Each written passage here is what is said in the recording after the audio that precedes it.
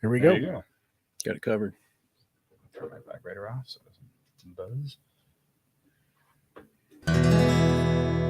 I said, hey, welcome to the Man Cave Happy Hour. I said, hey, welcome to the Man Cave Happy Hour. We're gonna drink a fine whiskey and smoke a really fine cigar. Oh, it is time for happy hour. It is the Man Cave Happy Hour. Whiskey, cigars, spirits, the stories that go along with it. I'm Jamie Flanagan. I'm Matt Fox trying to get into the camera. And I'm still August Gitschlag, and I don't need to be on camera. Oh, another day in the palatial podcast. Your voice, Man Cave Suite. Just don't know what day it is today. I'm used to doing this on Mondays. It's been like that all week long, where I've been going, what is today? Who am I? What's going on? Yeah. What am I doing? So, I like doing this on Thursdays because it's my Friday. One of my 2 Fridays I get each week. It's one of your 2 Fridays. It's like second breakfast. That's right. Yeah. Those of you on audio, you can't see this, but yeah. Okay. Yeah. There's 2 middle fingers going up right against my big smirk. I actually smile. Today in school, I emailed somebody. It's like, all right, have a great weekend. You know, I'm glad things went well. And it's like I had no intention of going to work tomorrow. And then they're like, dude, it's Thursday, and I'm like, oh crap. Well, I was doing the math. That happened? I got a big whiteboard calendar in my office, and I was doing the math because I always take Punchki Day off. Start scheduling for that, gentlemen. Yeah. And the day before is President's Day, and we're off anyway. Oh my goodness! So I'll have Friday, Saturday, Sunday, Monday, Tuesday off. That's like a trifecta. Using one vacation day. Yeah. So that's gotta love being a government worker. You know? I was kind of. Sort of.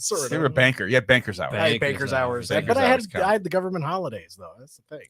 That's true. So the Man Cave, we do a lot of bourbon. We do a lot of whiskey. A lot of spirits. A lot of heavy duty stuff. We get into the spirits.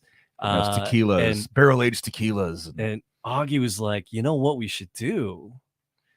We should do something a little different. And I'm like, heck yeah. I didn't think we were quite sophisticated enough for a wine tasting here. No, we are. I went a different route. Have we done wine? No, we did. I think we paired a cigar with wine one point. But so it's baby steps. We'll move towards well, I'm still dreading the cigar lounge episodes because I can't stand cigars. Well, welcome to the Man Cave, asshole. I know, right? But we were you suggested. You're like, I know some fellas who have mead. They're wholly decent fellas too. Honestly, what? Oh, yeah. There's your technical difficulties, Matt. Yeah. There you anyway, go. So when I think mead, I think of walking around the Renaissance Festival and looking at all these people walking around drinking mead, and I thought was white wine with Sprite in it. Yeah, that's what I always thought. And that's probably what it is. At the mead, I remember it is in some places. It is. Yeah. So that's where when I think of mead, that's where my brain goes. But I'm hoping that you fellows can change my brain and change my idea around of mead. I think that'll happen. So Augie, how do we say the name of the product? Is it Triaxial? Triaxial. Well, let's let the gentlemen and then Augie introduce our guests let today. Them introduce themselves, but we have here some good friends of mine. I can say they're good friends. One of them taught me how to make wine, as a matter of fact. Right? So right to my right is Mr. Barry Melso. Hi, Barry. We got Barry, and we got Mike and Paul. Barry, Mike, and Paul, and you got Triaxial Meadsmiths. Lots of vowels Triaxial Meadsmiths. It's an extra syllable that I don't always pronounce. And so Triaxial Meadsmiths, that's you guys. You are is it Tri because there's 3 of you? Is that absolutely. All right, and then who's the Axel? Well, there's we sort of there's 3 axles. So, Paul is really the brains of this operation. Barry's kind of the brawn, and I guess you're the beauty. Eye candy. Yeah, you're the eye candy. Yeah. All right. So I was like, I had a lot of trepidation over the. At least we know where our place. Yeah. I know what it's like being the eye candy of the 3. All right. So Meadsmiths, and these are Triaxial Meads. We have an array here. I'm like, we brought a bunch. You guys. I was like, well, I'm glad they have. They're corked, so I'm glad they have corkscrews. I do actually have one in my bag. So tell us one right there on the table. What is the history of mead? I know there is it's like one of the oldest fermented spirits, like that's historically recorded. Correct? Yeah. So how long is this podcast? Arguably, yes. Yeah. Yeah. No one knows for sure, but arguably it's the oldest fermented beverage. Right. The theory is that, back in prehistoric times, of course, early humans were able to harvest honey, and it gets mixed with water, wild yeasts in the air, sort of fermented a little bit, make it a little fizzy. Next thing you know, some of the cavemen are drinking this and saying, you know what? That's not bad. Yeah. Feeling a little bueno. And so they keep setting it out. Of course, they don't know anything about yeast, microbiology or anything. Sure. They just know if I set this here in this air under, maybe under this temperature, good things happen. Good things happen. And then obviously as technology came into being all the way up through the 1800s, when we started having microscopes and things like that, we learn about yeast and they start refining it. But it's definitely arguably the world's oldest alcoholic beverage. So people will argue beer, but what is beer, the, you have to do things. So what is the pure mead then? It's just simply your basic honey, yeast, and water. Yeast and water. That's all that goes in there. Okay. And that's what we call a traditional mead. And when you hear about the ancient Greeks talking about, the gods sitting on Mount Olympus drinking ambrosia, they're talking about mead. Okay. The Vikings in their long hauls. Everybody has this kind of idea in their head that pirates. that meads were these frothy, crude beverages. In a stein, right? Yeah, and they're actually quite wooden refined. A wooden stein, yeah. Quite refined. Out drinking them out of a horn or something like that. All right, don't be afraid to get right up on that. I you guys are try good. to remember to do that. Yeah. You guys are good. That one is. This one. Yep. You need well, to be a you have that. closer to it. You have that. You tend to want to look at the person you're talking to. Right. Fair Yeah, enough. you kinda But do it too. so My dad would be yelling at me. Look. Another thing about mead is that you have to remember, and this goes the same for early beer, early wine. yeah. Back in the day, the water would kill you. Oh yeah. Right. And so when they did fermentation, they didn't know it was fermentation and what that was. They just knew how to get the product, and that's what they would drink. Small beer, mead, wine, whatever. That was far safer for them. Yeah. So Augie said that you helped him make wine, right? So what came first, the wine or the meads in your adventure? What led you to making meads? Did you do wine first, or did you jump in with the meads? I think it was the beer. Yeah, these guys are beer guys. I think for all three of us, it was beer. Okay. Yeah. Did some home brewing with beers? Yeah. Oh yeah. Okay. And then how early did you start brewing with beers at home? 12, 13. It was like 1998, 1999, I think, is when I first brewed my first batch, probably something like that. Yeah. So it's been a while for me. Right on. And then, so how about you? And then, how early did you kick off? Barry and I brewed our first batch beer together around 2001. Around there, yeah. All right, give or take. And then what led to the wine, and then ultimately mead and the mead project? It's not that really big of a thought or an inspiration. It was, what else can we ferment? Okay, And that's kind of how it goes. We joined a homebrew club, and for Barry and I, we joined a homebrew club, and then mead sort of started becoming popular. People started kind of flirting with it. Where we were, our homebrew club sponsor made some mead, and then. This is where Paul comes into the picture for us. Oh yeah. Well, I helped start Be Nectar. So, when I was homebrewing, I was dabbling here and there. I didn't do a lot. And then Brad Allhofer and I were friends, and we found out independently each other we were homebrewing. So we started homebrewing together, and then just kind of led into mead. And he won some medals like nationally. And neat. Then his wife wanted to start Be Nectar, and then they wanted help, so I helped them. And then we just kind of took that whole idea and ran with it. So how did the three of you come together? Well, I think that, like when Be Nectar opened a meadery, all the homebrewers that were into mead were like, holy crap. Yeah, Nerd Central. Right. So anyone that made mead came to hang out, and we were really open to that, and we got to be friends with a lot of the guys that came through. And then they would get volunteers that, because they were very small operation back then. Oh yeah, sure. So they'd need volunteers to maybe help them bottle and things like that. And because we're like, yeah, sure, I'll come work 6 hours for one bottle of mead.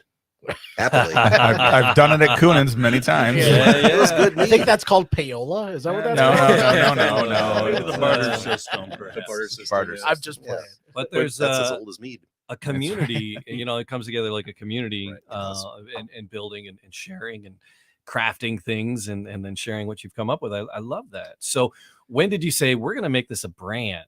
Yeah. And we're gonna spend some money on labels and when did this become a brand? Custom corks. Well, I kind of already knew how to do everything. I kind of already knew how to do everything from my experience at Nectar. I was director of operations there. Okay. So I had an opportunity with I had found out that Sean Nixon and his wife were interested in having us like come in there to like kind of make them there under their license to help them pay their overhead. Okay. And it's something interesting. They were interested in it because they thought they were cool.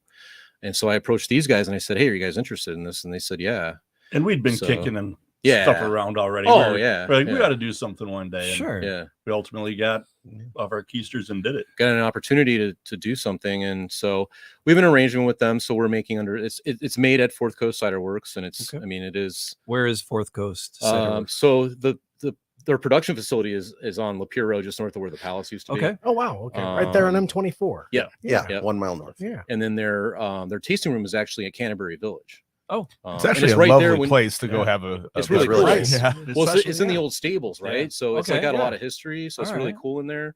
And like it's literally like you park and it's right there, like right by that big giant church. It's right next to it. Then you go across the street and play some bocce ball. There's There nothing you go. wrong with that. And then there's there's Yates Cider Mill right next door too. So if you want donuts, you can go over there and get your donuts. And stuff We like went that. to one So of their it's pretty cool. releases there, and they had that whole beer garden going out Mhm. back, and they had all Yes. kinds of stuff. Canterbury Village is still kind of It's a cool. nice little I do Yeah. miss that They restaurant. do events all the there, but, time. I mean, they do quite a few events. They do like the food truck thing. They have this dinosaur stroll, which I took my daughter to, and that was crazy. It's not as far away as it sounds like it is to us Right. East Siders, Yeah, yeah. Oh, yeah. It really doesn't take that long. Well, to when get I there was a from kid, here. that was up north. Oh yeah, it was man. basically up north. That Yeah, was, yeah. it basically Yeah. was. Fourth Coast is worth a visit, though. You said is. you have a daughter. How old is your daughter? She's about to turn 7. Wow. Yeah. All right. Yeah, she loved it. She's like on the dinosaurs. So she's like going crazy. So, All right. So but anyway, so they offered they opened their doors to us, and we came up with an agreement, and it's going pretty well. We're able to make our products there, and we have another product line called Vivid Grove Cellars we can get into here a little bit later. Yeah. That we're making there as well. So There's a whole array of things in front of us, and a lot of colors and a lot of things. There that really look is, like honey. yeah. So We there's brought a good variety for you, so you can maybe try a little. I see few different amber and I types. see plum and I see honey. And I'd like to open it up with these two novices here. Yeah. Don't go He's to your not- tastings and your openings Right. and don't have a case of this at home. What is the most traditional mead that they could try? Well, both either of one of these. the trads right there. Oh, And grab one and that's open it up. That's the thing. Let's That's start with the the blueberry blossom. yeah, that's a good That's call. okay. that's the thing about the Man Cave Happy Hour. It's we don't know anything. That Matt and I were like, we love spirits, we like cigars, but we don't know anything about it. We want to learn. We want to talk to people that do it and get a little bit educated, and hopefully share some ideas along the way. So I don't know anything about a mead. Mead is actually like the national drink of Poland, so it's really popular in that part of Europe.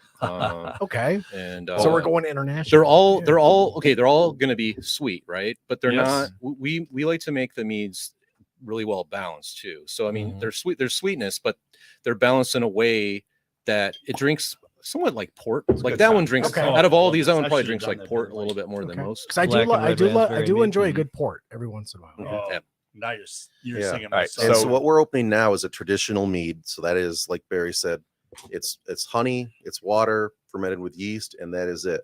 All of our traditionals Honey are and water. single varietal meads. So the one we're about to drink is made from blueberry blossoms, which are those little tiny white flowers. Right. But that's It's where not the gonna honey taste like comes blueberry. from. Like all the It's gonna be bees go to floral. blueberry blossoms. That is Right. So there Okay. is the subtlety difference there. That's different kinds of honey from different kinds of specific flowers right. that change the flavor of the mead, not artificial flavoring. And by the way, guys, this is every bit of 14% alcohol. So And these are a little Only 14%. Only. Yeah, we're All right. holding back. But But a these little are- less than the beers they usually make. There's that. But these are a little colder than we'd like them to be, really. But you'll notice as they warm up, they'll open up, and you'll. Okay, yeah, because it's people is like, why do they put that liquor or that liquor in a freeze thing? It's because No. they're horrible, Yeah. and cold takes away Yeah. 60% of the Right. flavor. So, In these cups, a quick little, Oh, yeah. kind Don't of worry. grasp it around your. but you your know, palm. Do we people shoot it listen or to this sip it? whenever we're. No, it's a well, sipper my for first thing sure.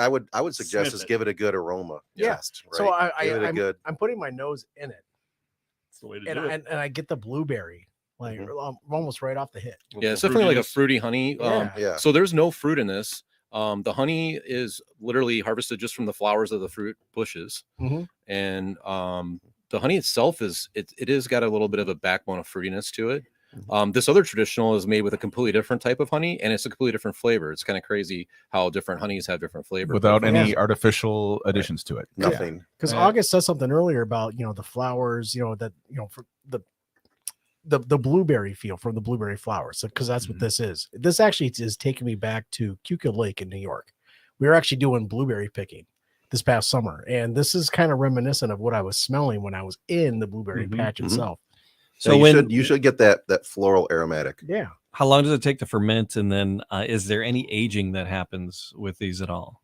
All of them are aged at least a few months. Okay. Wow. In what? Right now we're using a combination of different fermenters. Sometimes wood, but we don't have really a lot of space right now. So we're just kind of aging them in the fermenters. Okay. So I think we really want to get into barrel aging. We did release a barrel aged. It was actually aged in a Valentine gin barrel. Really? And Nice. it was a passion fruit mead. And that mead is up there for my favorites of all the ones that we've released. It's amazing. So, See, now I don't get an opportunity to do this because my wife, Colleen, she's not into the sweets at all. I'm into the sweeter cocktails, the sweeter drinks. Cosmos. She sees me making an old fashioned, and she's pouring sugar in a thing. She's like, "What are you doing?" I go, "I'm making a cocktail." She's like, "Blah." So I had purchased a bottle of mead. And I had it at the house, and she was like, "Oh, look, there's a white wine in the fridge." And she wasn't looking. She cracked it, and she was like, "Good Lord, what are you drinking?" And I'm like, "I bought a mead, honey." And it's like, still not as sweet as some of the store-bought Moscatos you can grab. I mean, those are much sweeter. Generally speaking, those are wine. It's I don't get an opportunity to do it, but I like this. It's a different viscosity and that's what Paul talked about. Our meads are, we really strive to make very balanced meads, and when we say balanced, we mean the mouthfeel, that viscosity. It's not too syrupy, but it's not thin. Acidity. All of our meads have acidity to them. Yeah. Some more than others, and the amount of acidity might be based on the amount of fruit. We have a black currant mead here that has a lot of acidity. It's one of these here. There you go. I'm just looking at the legs. We're using little plastic cups, but the legs on this, the oils in the mead, is that something that's prominent in meads? Is the oil part? You get a lot of leggy meads, because we have a lot of sugar. Yeah. Okay. And the alcohol is typically elevated, to 14. Sometimes, I've seen meads as high as 18%. But I think that all comes together to give you that kind of that viscous kind of beverage that's going to have the legs in the glass, and it tends to hang in the glass with the aroma for a long time. Even after you're done drinking it, the glass will still be hanging around with the aroma. Fair. So what I'm getting out of this is it's a little more what I'm going to say natural. It's like a little more raw. If there was a fruit in here, I would say that the rinds or the husks were in it. It's a natural taste, an earthy, not quite earthy, but I would describe it as some earthiness. Okay, all right. That's a word we use a lot. All right, I think a lot of traditional meads get an earthiness to them. All right. Honey, if you ferment honey all the way out to dry, like a dry white wine, you'd be surprised. The flavor is a lot different than you think it would be.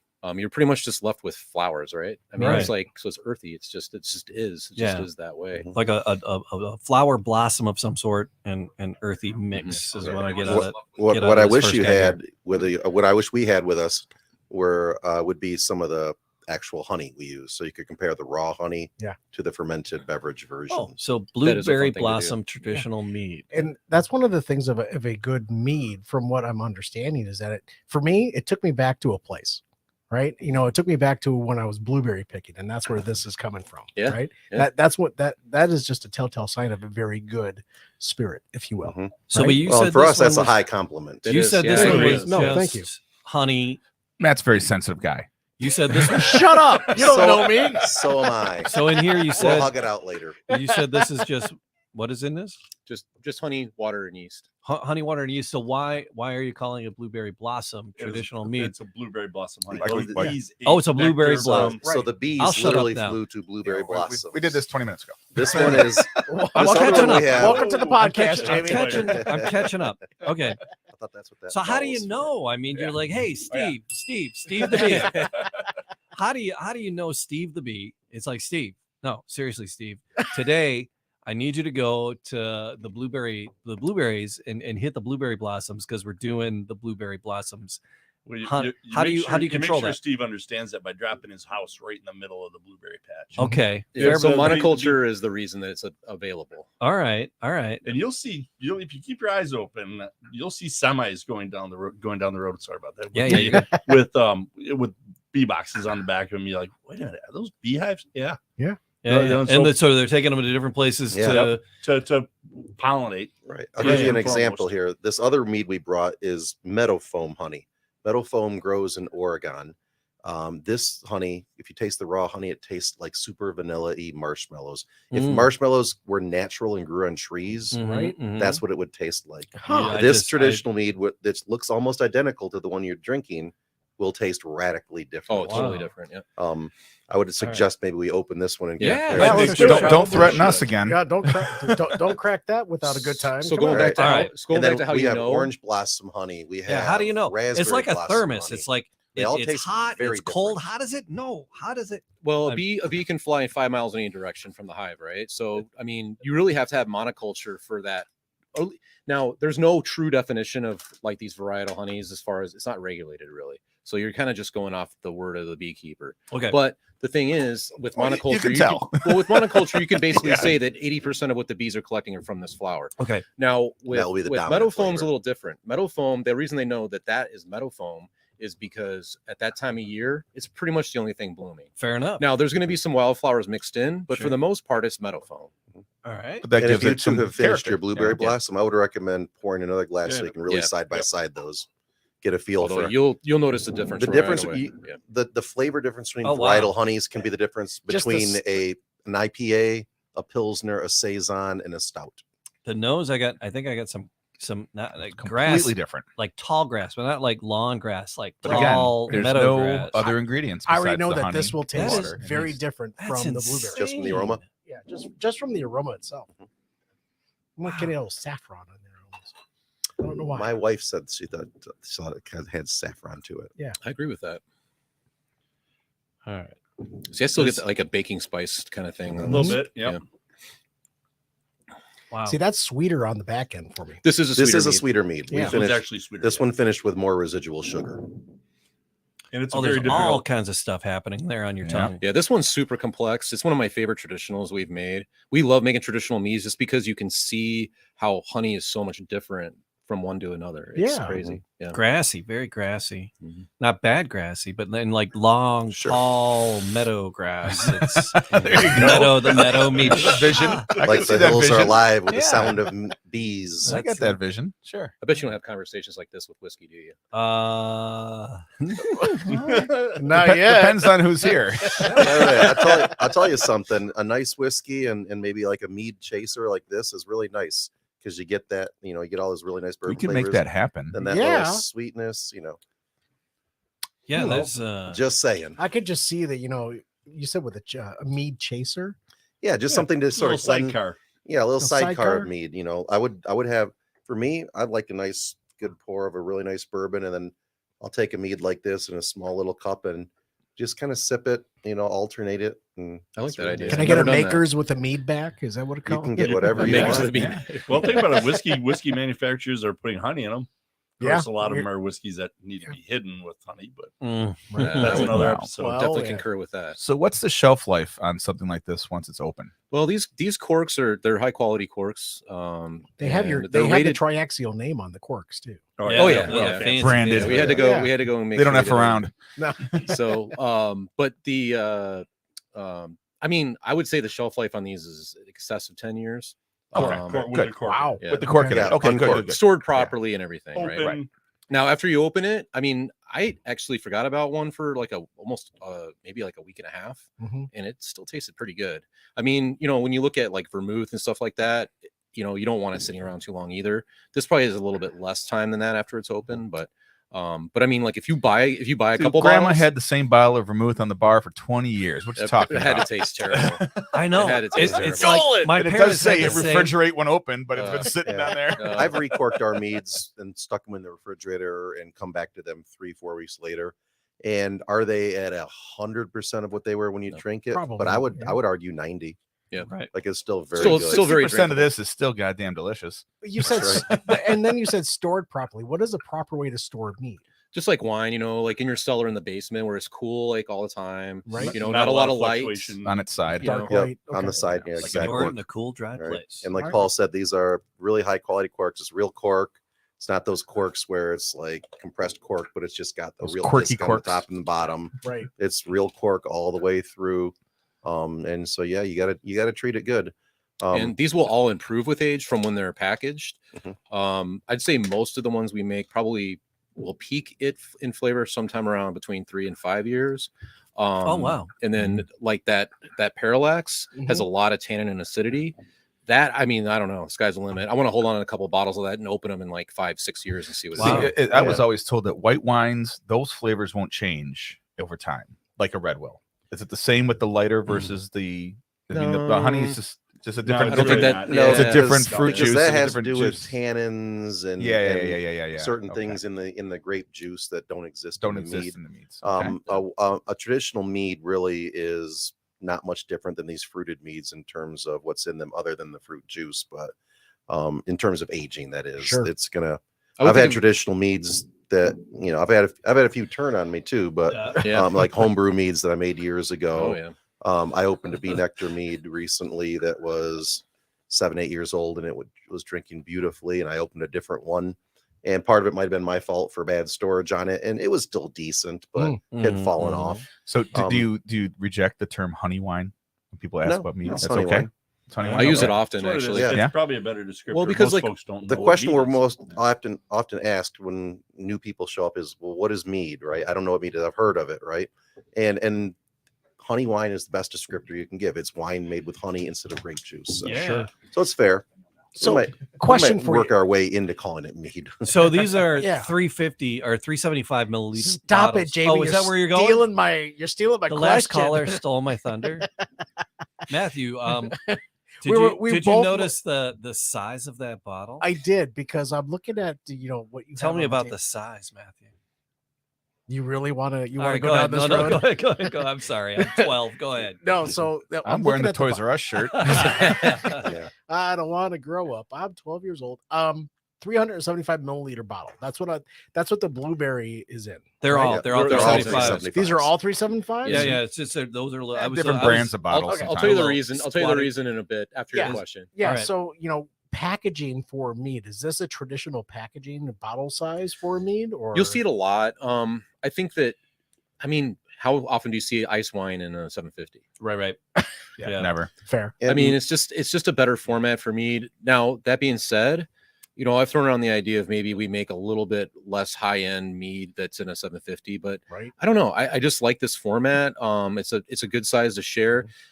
Typically meads aren't really poured much bigger than a 3-ounce pour, Okay. Okay. So I mean, it's me personally, I think 375 is a great format. 500 is good. Okay. Something you don't see as often, but I But don't it know. depends on how often you're going to drink it, right? Because if you're in a 500 milliliter bottle, you may not. You have to go back to it a lot more often. How Yeah, you got to often, drink how it many all in a people, sitting, you know? right? Right. Yeah. And Is that- 375 to 500, whatever it takes. Whatever you know, it takes. Right. And whatever mead it- is also, whatever it mead takes. is not cheap to make. Good quality meads out there can run in, anywhere from $23 for a 375 up to, you can find them out in stores just in this area from say 22, 23 bucks up through Right. 40, 45 bucks. And you are on No the problem. shelves Yeah, here. and we're We are gonna on get, the we're gonna shelves. get to that But because the I'll price, wait, I'll wait. Yeah, keeping it we're at gonna- 375 yeah. keeps the price down to 20s and 30s. Sure, Sugar and- Imagine a shack's an issue. 750, you're looking at $50 bottles. They Right, do right. keep, but you don't want a Magnum to Right. to have to deal with and drink. Mhm. I mean, in my house, it would go, but it's a night in the hot tub, and that's that for that. But Right. They are great for passing around at a party. yes, I mean, people are always like, "Whoa, what Yeah.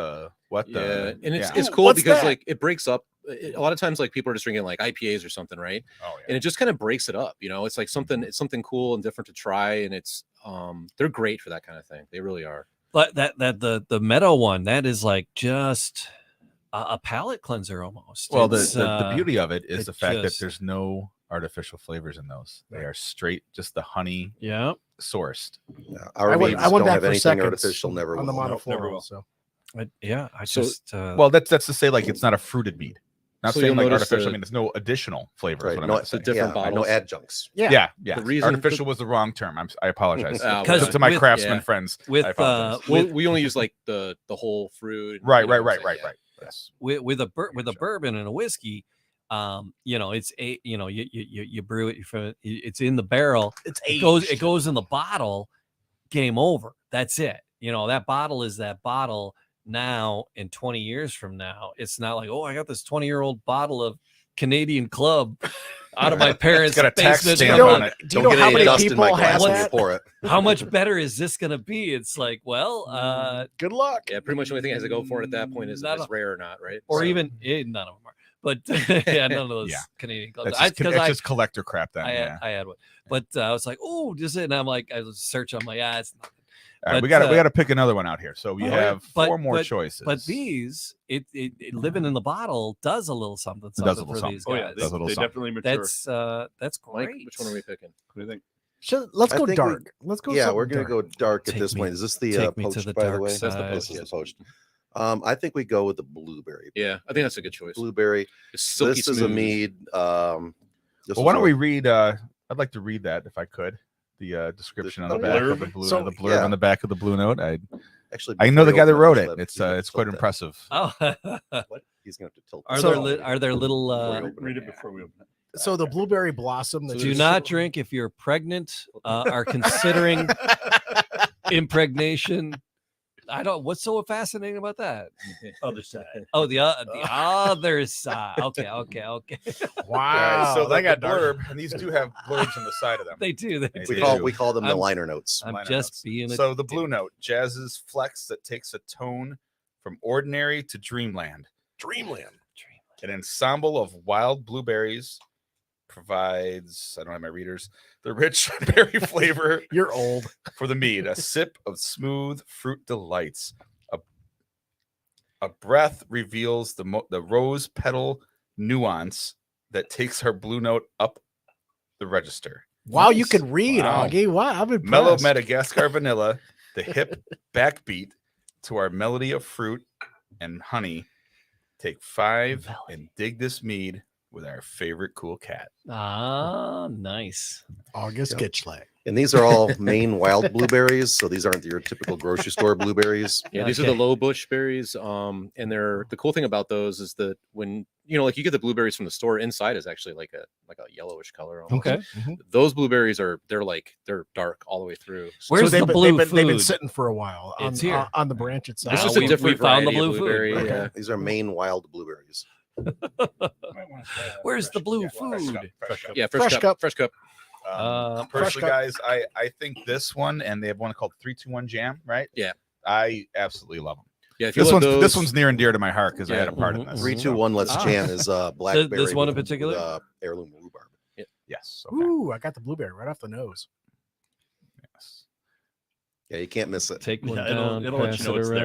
there. I have Cannot miss it. a college buddy who was the head of cocoa and vanilla exportation for Madagascar. Really? And we were just shooting the crap one night at Coonan's, and Barry goes, "Yeah, we're gonna do some stuff with vanilla." I go, "I got a vanilla guy." He's like, in Madagascar. And if he wasn't in Madagascar, he was in Lansing because he left to become the deputy secretary of agriculture for the state of Michigan. Holy shit. And so I messaged him right there. He goes, "What do you need? Where do you want me to send it? Venmo me. We'll do this." And bang, was done. bag of vanilla beans shows up Showed up, yeah. from Madagascar, and that is what's in this product. Yeah, Harry Weaver just checked in. He said, Harry. "Hey, Hi, Harry, he thanks. said, Harry. Hey, Lil Harry. Coy is the goat." Is Little Harry. Boy is that passion fruit The mead aged in gin. Yeah, barrels. that was a thing. Yeah. I think I might have one at home. I had like 4 bottles of your stuff. I think I sadly only have one left. Yeah, The- the- Lilicoy is, Gotta take inventory. that's hard to get now. the nose on the blueberry that we're diving into is very similar to the original one. the standard mead I for me. Actually, For me, with a little bit more. Yeah, I want to dump it on vanilla ice cream. Well, we use it's more Ooh, traditional yep. blueberry. the base on honey on the is taste, also yeah. blueberry blossom honey. Fair play. So we okay. did use the same base honey for this as we did the blueberry Ooh, blossom. that's traditional. resting. So how did That's this? How did resting, really how did resting. this? And these seems like because it's volume 1, volume 2. Is this musical in some way? And you Yes. said a jam, and I mean, we all This was like Paul's music, idea. so. Well, the monofloral thing, I was like, I wanted to come up with a way to just like say, hey, these are all these traditionals we're doing, and so we came up with the monofloral series. And I don't know, it's just like, I don't know, I just thought it would be cool to just have a new volume like every time we do a new, because there's so many different honeys out there. There's literally like, I keep finding new ones, and we've just Wow. scratched the Yeah. surface, with 3 or 4 of them. Sure. Hundreds. So for a run of, you're going to do the monofloral, Mhm. right? And you're going to do the mead foam blossom. How much honey, do you have to get? I mean, how big of a order are you? Well, we're doing buying about by pails right now. Yeah, we're How many? doing by the pail. Pails, like they're 5-gallon pails. Right. Okay. We're doing 60 about pounds. 240 bottle runs, give or take 20, depending on, how the recipe turns out and that. And So we're a using, pail, how many pails for a bottle run? So you're talking about anywhere from 10 to 15 gallons of honey. Yeah, So 3 pails? 2 to 3. 2 to 3. Yeah. They mix with water and then Yeah, other yeah. ingredients. Sure, sure. And then the amount of fruit, there. So 3 pails of There's honey. like 4 That's a pounds lot per of gallon. honey, though. If Right. you think honey We're in talking hives and you pull them out, heavy. it's like, it's thick. for It's heavy. this And- mead you're drinking now. We're talking about 150 pounds of honey and at least 100 pounds of the blueberries. Greg checked in. He asked why nobody was cursing. Barry? Shit. Well- I gotta get a little deeper into these. There was some swearing. I We will did get a little release bit. the Irishman within. yeah, we were. Yeah, I was a little confused by that. I was like, is Barry here? I just was surprised we were doing something live. I was like, there's gonna be mistakes. Oh, yeah. Mistakes Ah, have been There's made. no mistakes in the Man Cave Happy Hour. No, It's there all isn't. just, we just Honestly, keep right? rolling with it. Just happy Oh, accidents. Happy accidents. Happy Put in a tree. little But tree. I have to be honest That's with you, it. fellas. With this one that we're just drinking on with the blueberry, I'm like, nah, this is Welch's grape juice. It tastes that good. Yeah, it's really smooth. It'll catch up. What's the Smooth as alcohol always. percentage on this? About guy? 14. Yeah. Are that's they all 14. 14? I mean, Generally close to. our first monofloral was 13. Okay. We have a Sizer, which is an apple honey wine.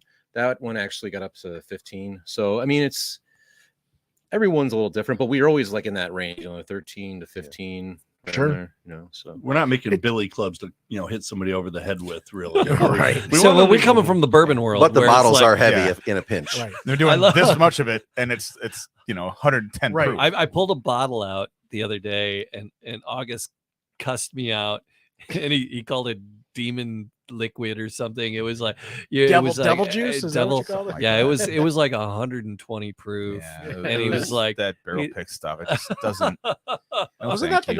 1920? it was a 1792. Yeah, the Yes, 1792. that's what it There you go. was. The cask- We were live at the whiskey festival Yeah, at yeah, that we- whiskey. Yeah, Hand me that devil juice. I And gotta- I'm I go, I well, that's gotta- the first thing you have all night. It just wrecks your mouth. I got this fun bottle from A&B Liquor. Let's try this. And he looked at it. He's like, this. Oh, I you swore on called it I a swore on the podcast. devil something. You called it a devil. It was Devil piss or something. fun. It was just if it had been like the Yeah. fifth thing I had that day, it would not have hit me in the right. But But Kicks you in the tonsils like with that. the sweetness and the flavors, the higher alcohol content would mess it up. Could you go higher than 13, 14? You were saying you've Um, seen 17, 18? yeah. If you a lot of it manipulated depends it? on the yeast. There's different types of yeast Mhm. that you can use, and some have higher alcohol tolerances than others. Mm-hmm, It just so happens that a lot of the ones we picked happen to fall in that 14%. okay. Now the yeast I use on the Sizer actually I've gotten that to go to 18%. And actually that one did go up quite a bit, but I back sweetened it, so it brought the alcohol down a little bit. Yeah. So, it's definitely, and back sweetening just means that you're just adding. In that case, I added more honey and You said apple juice to it. back or sweetening? apple cider. Sweetening. back yeah, sweetening? we do it in wine too. Okay. Yeah, Just breaking it down a because little bit. what will happen is you'll ferment too much sugar out, and it just isn't sweet enough Sure. to really support the flavors you're trying to get. Okay. Like I think personally, all these years I like for a long time I tried to make drier meads because I wanted them drier. But I'm here to tell you after like I don't know how many hundreds of batches I've done commercially that it's really hard to get a mead to taste good with a lower sugar content. Really? And to be honest with you, the people that are like really into this kind of stuff don't want it. They just don't buy it. I was gonna say, So- who is your target audience? Who are the mead drinkers of America? I mean, there's just and mead in drinkers. Michigan? There's just people that are just into meads. Yeah. These The days. people with there's a the mead elf community out ears there. at the There are subsets of that community. A lot of cosplayers. I mean, Is there that is what we there is got? some of that, you know. I mean, but you know, it's definitely not that's not the prevalent kind of feel. No. You know, it's a lot of people that are like that are just into like interesting things, like that they're looking for something different. Those are the kind of people that gravitate towards mead. Although I had some friends come down that, you know, they were like, you know, we weren't really sure we were going to like these because we don't typically like meads, but we love your meads. And that's always a good compliment because we do feel like we try to make meads that are approachable for people. Because there are meads out there that are like really, really sweet. And, you know, it gets to that point where it's like, okay, now it's just cloying and it's like hard to drink. And, you know, if you're battling through a glass, I mean, I don't know, personally, that's not enjoyable to me. You know, we try to make our meads so that you're enjoying it and you want another glass, you know? And we also want to make sure everybody shows up. When I say everybody, I mean everybody in that bottle. Right. So if you're going to taste the blueberry, you're going to get the honey. And if you throw too much fruit in there, you just, you know, you lose the vanilla. You lose the marshmallow Sure. flavor that you're hoping for out of that Right. one flavor. Going back to your question about who is our target audience. Yeah. Like I said, there are mead communities out there. There are folks that you know, are just into craft beer. Homebrewers are really, mead's huge in the homebrewing community now, so we get a lot of homebrewers. People we know, people we don't know, show up for that. There is, I call them the mead bros, and I am a recovering mead bro myself, so this is not an insult, but I mean, they're out there trading certain meads that are hard to come by. Like they're out there trading them like bourbon. Wow. Okay. There's Because you're mead not a mead bro, because you're a mead don. Yeah, that's right. But no, I mean, there are commend you meads this out there. I bottle of have mead. some meads in my basement right For a now that favor I've got next from year. you know, there's a meadery out in Chicago called Pips, and they have a couple different meads that people are trading for an equal value of $600-700 right now. Really? On Yeah, a so- like a 350 or 500 milliliter bottle? 375s. Yep. Wow. So I know people who have traded bottles of mead for super high end bourbons, for super rare beer releases. All right. Well, Well, let's get into while we're there. Let's what is the suggested retail value of the Triaxial Meads when people find them out and about? What are they going to find when they're trying to purchase these? I mean, all of these they're ranging from 28 to 30 on the shelf, depending on the retailer. Okay. We were going to talk about that because August, you brought this up earlier. He's like, you guys are on the shelves. Where can folks find you guys, you know, out in the community? The best thing to do is go to our website because I think we're in like 25 accounts. So it would take a lot for me to like list them all. Fair enough. Is it Michigan? Are you outside of Michigan, Midwest? Where we could distribute out of Michigan, but we just don't have the volume to do so right now. But that's milking a lot of bees, man. We do direct ship though. So if you go on our website, then you can go and order. We don't ship to every state, but I mean, that's triaxialmeads.com. I repeat, triaxialmeads.com. And they have a Facebook page and they have events that they launch, and that's how I know. I just And get the that'll all alerts and I show up at their events and I buy 5 or 6 bottles and that'll be linked in the 100%. We've shipped meads to Texas, Florida, North Carolina, a couple others I can't remember. So, but milking the bees, that's really difficult, right? Milking bees, yeah. I imagine that'd be very difficult. Yeah, that's not quite how it's done. That's up to the queen to do that. They get an attitude. All right, so, but you do the direct shipping, which is COVID was a colossal pain in the backside and killed several million people, but it did open up commerce for a lot of spirits in a different way that was allowed before, and they haven't closed those doors. Are you afraid that they might close doors on you that have been opened here? For us, it's not an issue because you've always been able to ship wine. Oh, okay. It's really wine. Spirits and beer. Okay. That kind of opened up to wine levels. Sure. Right. We're classified legally as a wine, so we're good. We can ship. We can ship to 37 states, and the 13 we can't ship to. Actually, 37 including DC. So the 14 we can't ship to. is They need because to they get a don't clue. because those states aren't allowing wine in. Sure. You can imagine there's states like Utah, for example, Right. right? Yeah. They, Coffee's against the rules. yeah, exactly. It's Utah. What do you want? Right. So, but we will ship you some mead. All right. So let me ask the question, because we have the bottles of mead, but then I'm also seeing 2 cans that say Vivid Grove Cellars on them. So what are those? Because I see sangria spirits on them too. Spritz. Spritz. Yep. Yes. Spritz. Okay. Well, Spritz. I thought it. So this is an idea Mike and I were throwing around like, God, what was that? 4 4 years years ago ago? at this point. Yeah, and we had Before we started Triaxial.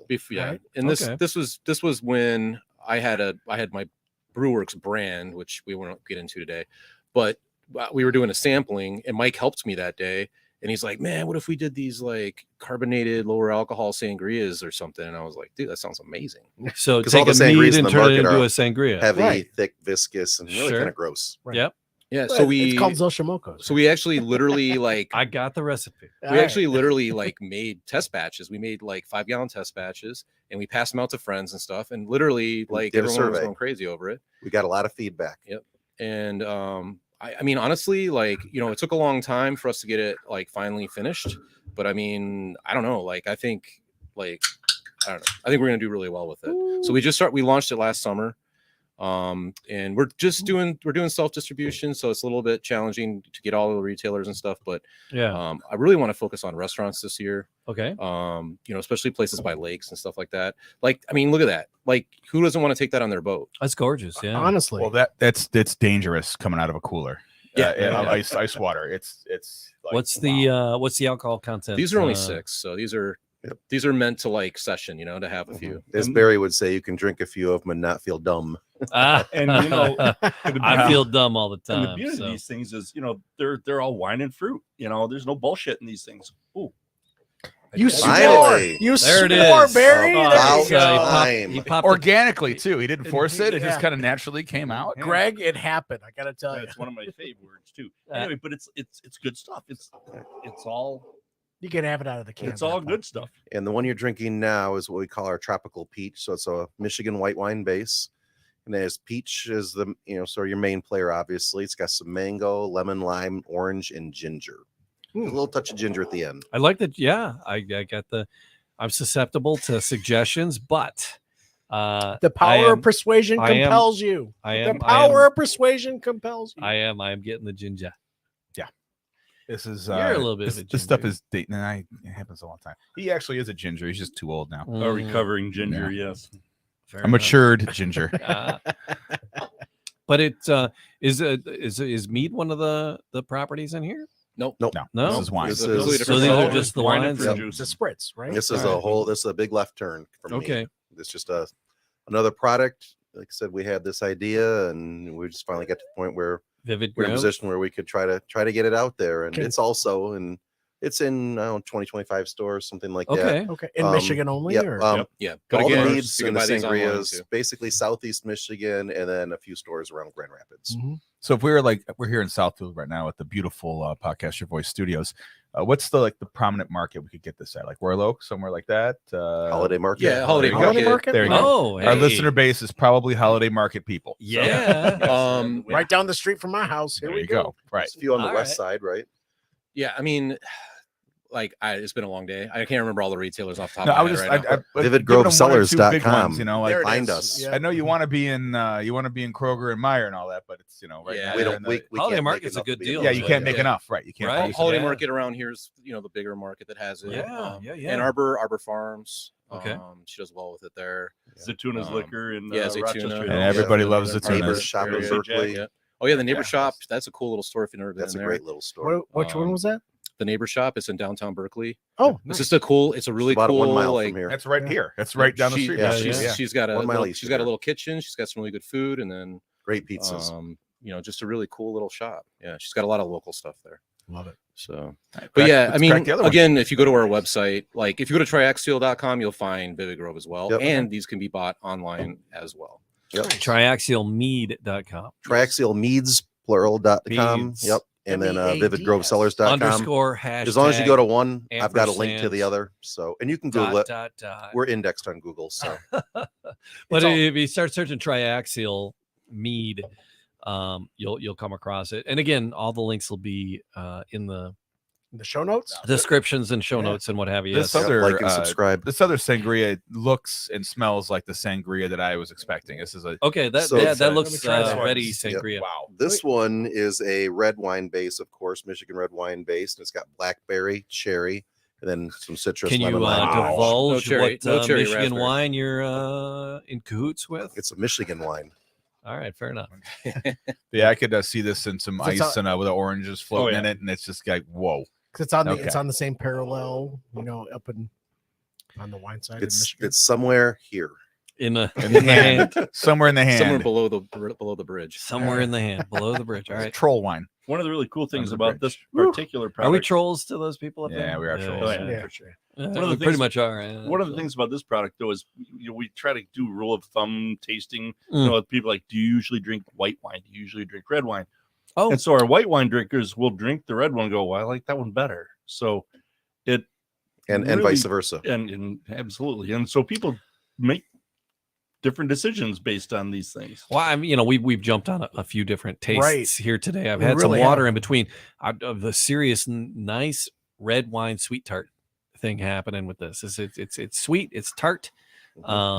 A nice sweet tart. It's that balance we're going to keep talking about over and over. Yep. I thoroughly enjoy. I see where you're coming from, Augie, with an orange slice, what have you. This is dangerous. Yes. Yeah. In such a great way. Yeah, it says brunch all day. Yeah. Right. Like August said too. Ice cold on a boat. That peach one is dangerous. I've done that. There's no guarantee my pants will be on at the end of the day. Just saying. Oh, God, if I was going to say podcast. Yeah. Oh no, it was a nice tart. Fortunately, we don't have a cooler of ice here, fortunately. So it was it's all right. There was shrinkage. So these are retailing around $11, $12 for a 4-pack. 4-pack? Yep. All right. That's on par with the other specialty things out there. Yeah. I would say it's even maybe a touch under par. Yeah. For some of them, especially because prices just keep going up every day. But for some of the canned wines and stuff, we are right in the middle of the price points. Yeah. That is brilliant. I really enjoyed that. Isn't that fantastic? It's like it really is good. You like it? You like it in the can? Such a loaded question. Good night, everybody. I was trying. You guys were worried about me. I was trying. Hey, everybody likes big cans. There you go. So Harry actually checked in and he said, they're nice with a drop of a little bit of gin. Oh, yeah, sure. Yeah. Oh, yeah. So hey, Harry. So this is why gin is my secret weapon when I make just sangria at home. So, yeah. Yes, oh, really? I agree with the gin. Yeah. We'll have to talk about gin after we're done here this evening. Really. Yep. So when I was still working at B Nectar, we were making this product called Wildberry Piment. So it was like a mead made with grapes, right? And it had berries in it. So it was a lot like this flavor profile. So, but that was like 14%. So what I'd do is I'd take a couple bottles of that, gin. What are you doing, August? And then a bunch of fruit, and it was amazing. The bulldog. Oh, you're gonna mix them? I've mixed them. It's good. There you go. This isn't. You tend to need about. I don't think I've ever had that gin. We've had that. If you're gonna mix them, I would recommend about 2 to 1 peach to the berry. No, this is. Oh no, that's. See, we need to talk about gin, Paul, after we're done with this. Okay, I thought I do like the gin. I wanted to be here. Yeah. We'll have to talk about. Thank gin. you for this. Actually, a friend of the man cave. It's a Heikler Castle gin. Ooh, and it comes right out of England from Heikler Castle itself. What are you doing, dude? There's ice. If you need ice, fair enough. This is such a sad little cup. It's a sad little cup. It is. That's not quite the red. That's a red Solo on its own cup. Yes. It looks like caught fire or something. Yeah, but that's those dollar store cups. When it comes to gin, we have stories to tell. We do. Lovely. Oh yes. Okay. Oh yeah. I'm intrigued by the stories. Yeah. But I think that could be a whole little podcast. bit of gin in a sangria is definitely it is a really nice addition. I want it all. I'm enjoying that. I haven't like a bee. The berry guys, citrus. I have more cans. Sangria. Yeah, we have more. It's okay. You don't have to squeeze it out of the aluminum. Seriously, I'm enjoying the hell out of this. Yeah. These canned beverages are very, very nice. Well, I mean, so when we set out to make these, like we want them to be extremely accessible, and cans are the most accessible package because I mean, you don't want to take glass in your boat, you just don't. And and I mean, most beaches don't even allow glass. Nope. So sure fits in your golf bag easier. I'll tell you that. Yeah, yep, it's easier to hide, right? So you can hit 36 and not make a mess. That is these are good golf beverages. Let's leave my first 3 holes out of this. I don't golf. Well, Augie, are we covering everything that we need to? I think we're covering everything we want to cover. Do you guys have any other questions about the meads? Yeah, no. There's still 3 unopened bottles. Of course, I got questions. Well, there's 3 half-drank bottles here. Right. That has to be consumed before we leave here. But you were talking about the one that's still not the dark colored, but the lighter colored, and the darkest of the lighter colored. And that was what's that fella called there? This one, at least tell us what you got here. So poached. This is a spiced yes. pear melomel. So melomel is a mead made with fruit. Okay. So this was made with Bartlett pears. And see, I love poached, a good pear. Poached pears. Poached, right? Yeah. So the whole idea is like poached pears. So that you stole them. Hunted them illegally. Man, Jamie. that was a stretch. Yeah. It was like some serious gymnastics.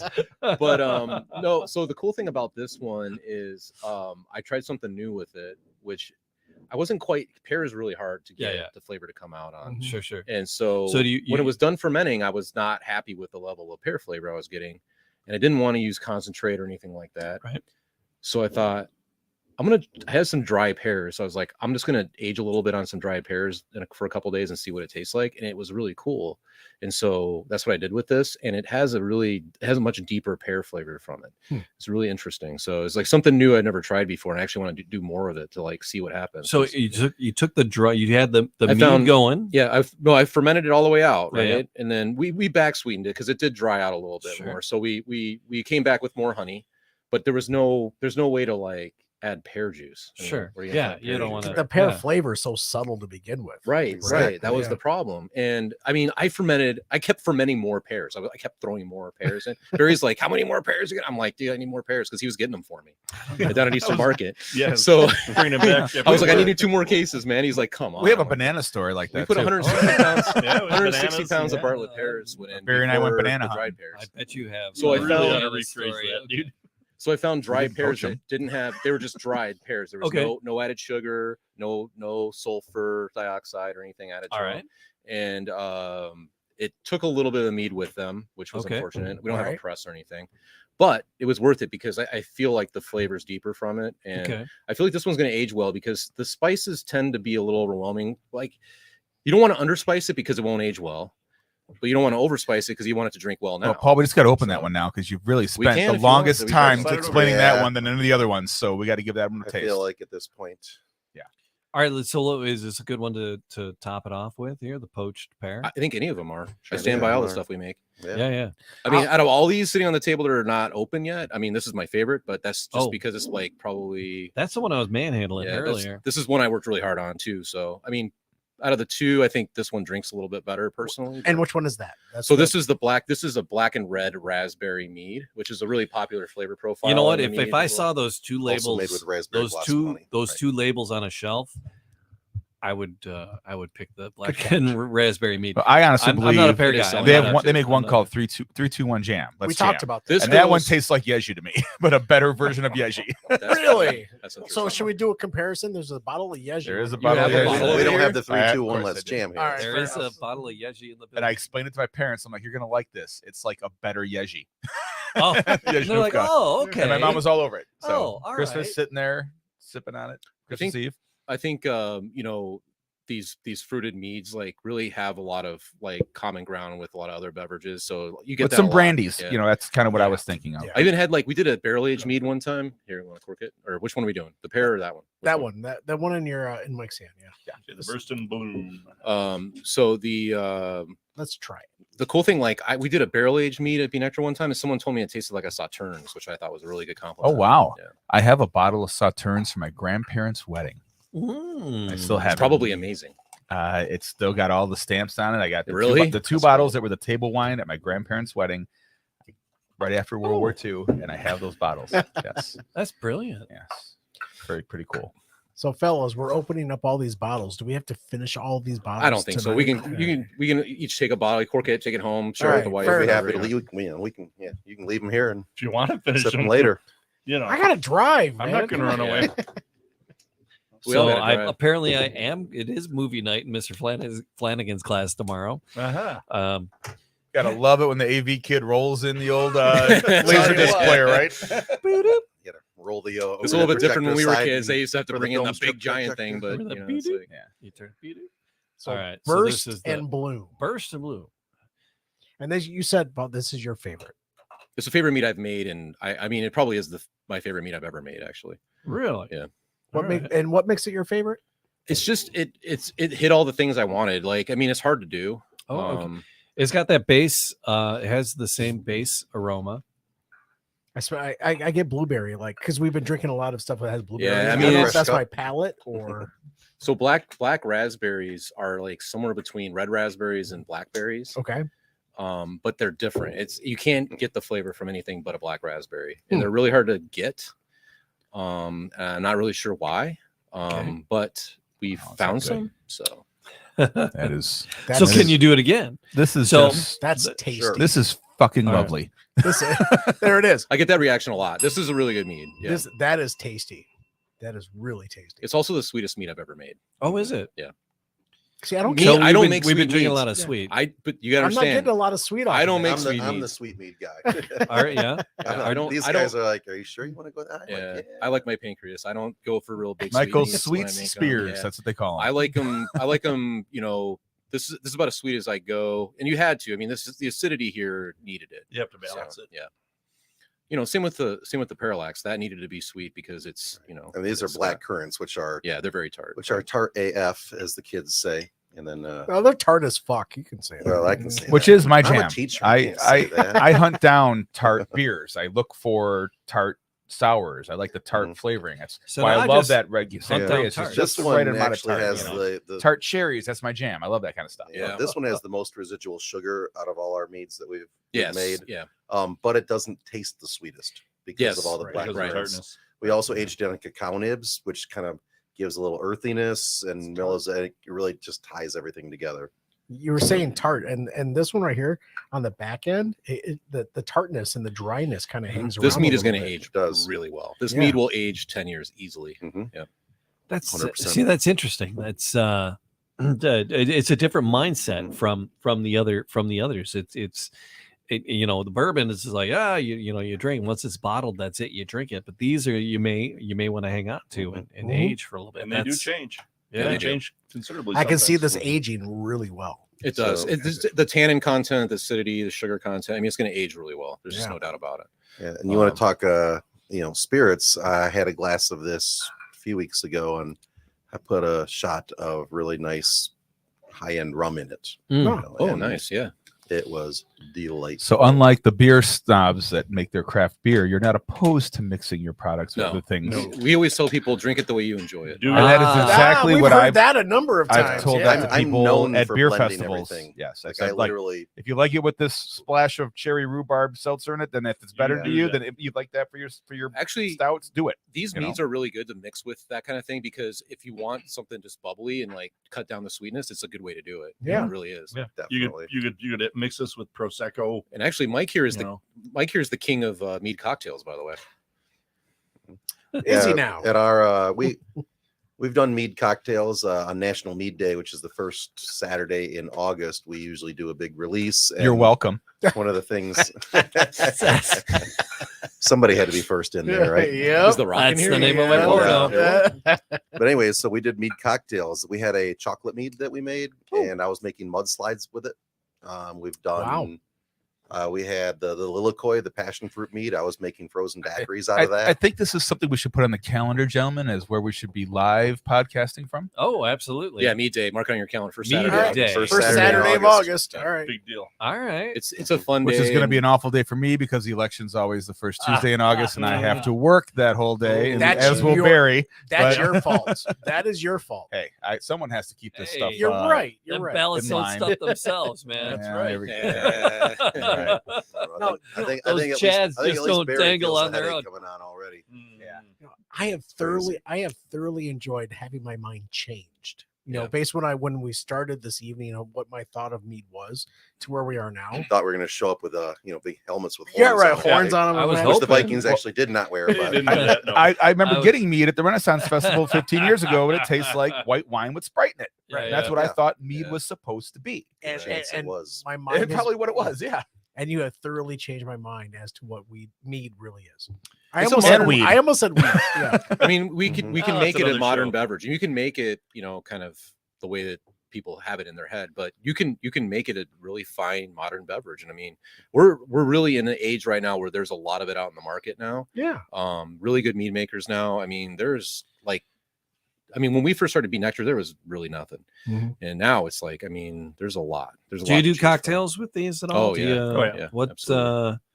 What kind of cocktails? What do you? Mike was just touching on a couple of them, but one of my favorites that he made was actually made with the Sizer, which is an apple honey wine. Yeah. With the Sizer is a mule.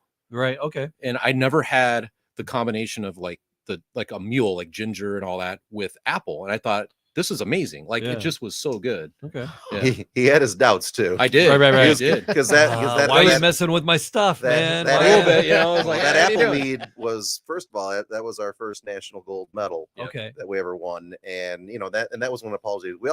We all work on the meads together, but we each, this is the whole triaxial thing, like the blue note, that was Barry's, right? Like, nice. Everybody's pitching in on it, but that's Barry's recipe. Funky. That was his baby, right? The parallax was mine, the poached and the triple raspberry, those are Paul's.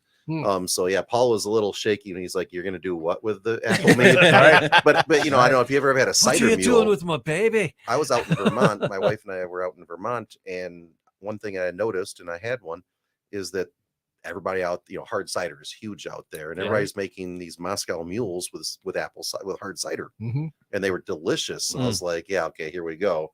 And I made one at home, and I'm like, "Oh fuck yes!" It's so good. Fuck yes. It's so good. So yeah, we've done cocktails. Another thing I just want to mention in terms of, especially if anybody's out there listening who is sort of in your Nobody's boat where listening, you didn't know a but, lot you about. Yeah. Folks are listening. Just so you they're know. still there. But I mean, anybody who's like maybe a mead novice is what I mean. Fair enough. We're talking about our 14% meads. We also make what they call session meads. We make meads. We sell them undrafted, our releases. They are 6% alcohol, light. Super. They're highly carbonated, nice and light. They drink a lot like the white sangria, but with really fun, funky flavors. We've done a margarita mead. That's a very classic, going back to the early homebrew days. Are these bottled or are they canned?